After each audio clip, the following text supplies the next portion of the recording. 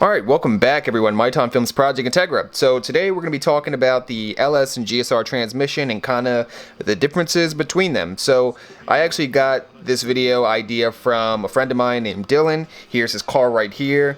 Go follow him on Instagram. Really clean car, just hit 100K. And he was like, you know, somebody should make a video on that. Because we were talking about it in our group chat. And, you know, somebody said, oh yeah, the GSR transmission and LS transmission have completely different gears, and I was like, you know what, maybe I should make a video on this. So here we go, here we are, you know.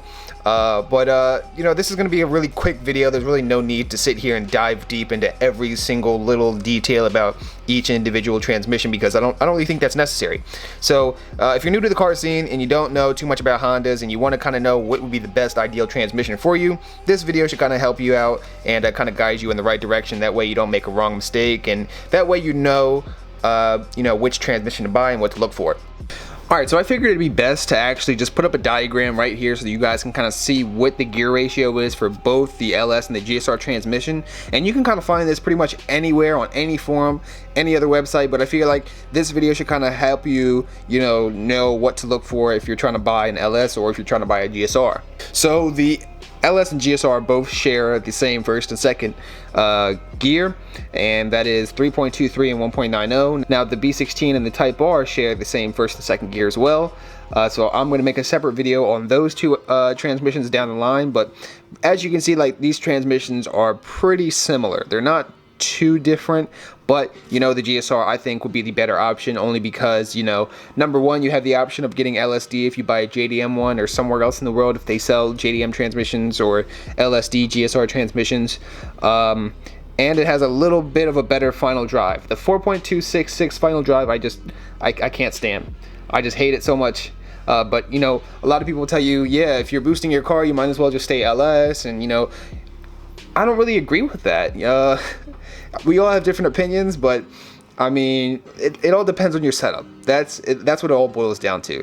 If you have a really high horsepower,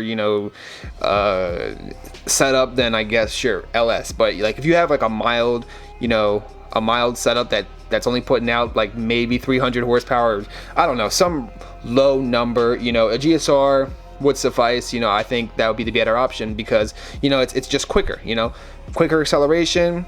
It's going to be better for drag racing and all that other good stuff. The LS transmissions are kind of like a dime a dozen. You can find them anywhere. I find them in junkyards from time to time. I never find GSR transmissions in junkyards, never find B16s in junkyards, never find Type R transmissions in junkyards. So that kind of lets you know what's the good transmission and what's the bad transmission.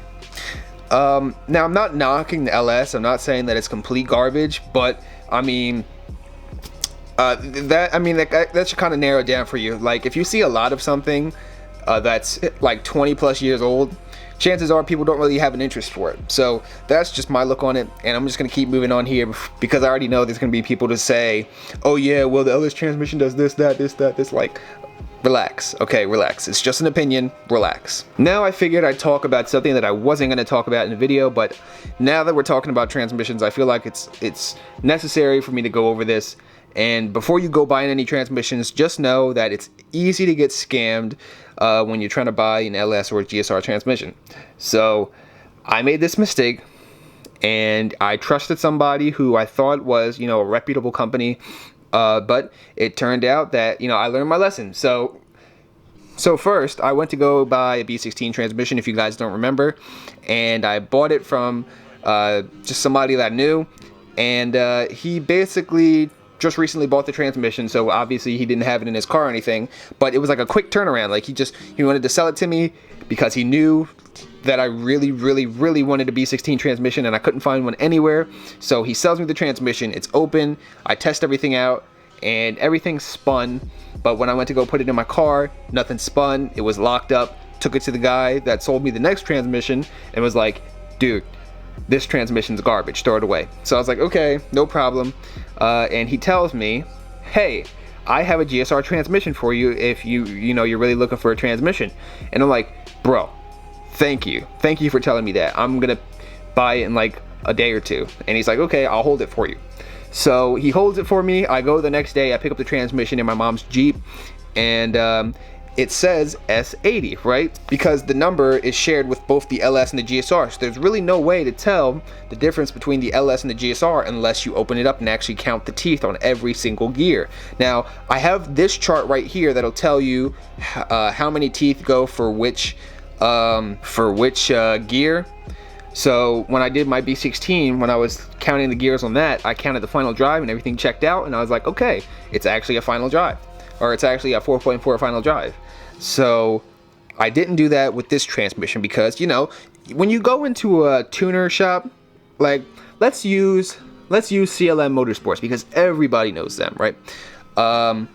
You know, a very, very well-known shop. You walk in there and they say they have a GSR transmission for you. They sell you the GSR transmission. You put it in your car, and guess what? It's an LS transmission. How are you gonna feel about that? Like, why would somebody do that? Now, I can't sit here and say that it's completely his fault because it's my fault too because I didn't bother to open it and check behind him. Now, I should have known this because when he was doing my engine, you know, he told me on the spot when he assembled everything that there was the pistons were sticking out of the deck about 3/1000 of an inch. I go back behind him because I'm, you know, an engine that was like a $3,000 engine. I wasn't gonna let somebody tell me, you know, that it was only 3/1000 of an inch because I was already on edge that it was sticking out. I go behind him and it says 10/1000 of an inch. So I should have known better. I can't trust this guy anymore. I can't go back there. If you know who he is, let him know how I feel because I can't even be bothered. I can't even be bothered to talk to him because I feel like it's gonna get ugly after this. So, yeah, that's all I have to say about that. Just make sure you do your homework when you're buying transmissions. You don't want to get screwed over. You know, it's not fun to sit there and waste, you know, $400 or $500 on something when it could have been prevented. But really, that's all I have to say about transmissions. You know, that's the difference. Sorry if I rambled on at the end here. Really didn't want to have this in a video, but I feel like it's necessary for me to say this right now. That way, it's off my chest and I don't have to think about it anymore. So if any of you guys out there got a GSR transmission for me that don't want to screw me over, I'd really like to buy one right now. So this is the end of the video, and I'll catch you guys in the next one.